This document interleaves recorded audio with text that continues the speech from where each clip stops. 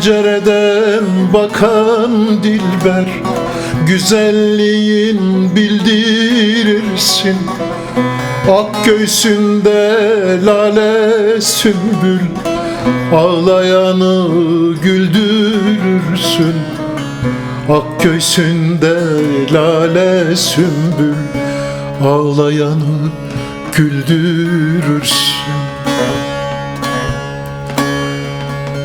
Gül bülbülün sekiminden, perçem zülüf takımından, geçme mescit yakınından, çok namazlar böldürürsün, çok namazlar böldürürsün.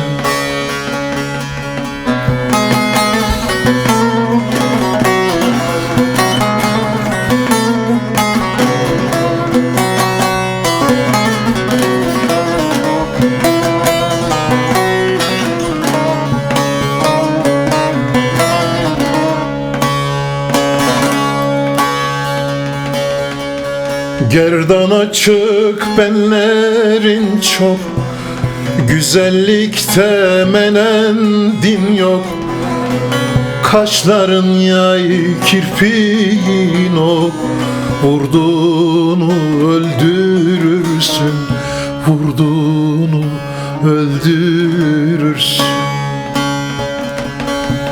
Gül bülbülün sekiminden, perçem zülüf takımından, geçme mescit yakınından, çok namazlar böldürürsün, çok namazlar böldürürsün.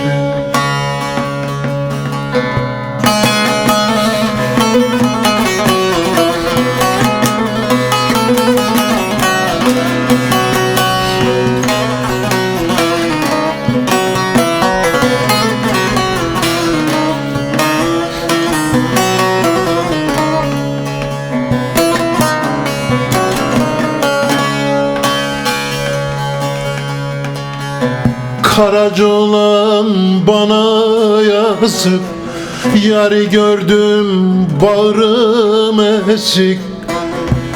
Bahçendeki güle yazık, pek bekletme soldurursun. Bahçendeki güle yazık, pek bekletme soldurursun. Gül bülbülün sekiminden, perçem zülüf takımından, geçme mescit yakınından, çok namazlar böldürürsün, çok namazlar böldürürsün.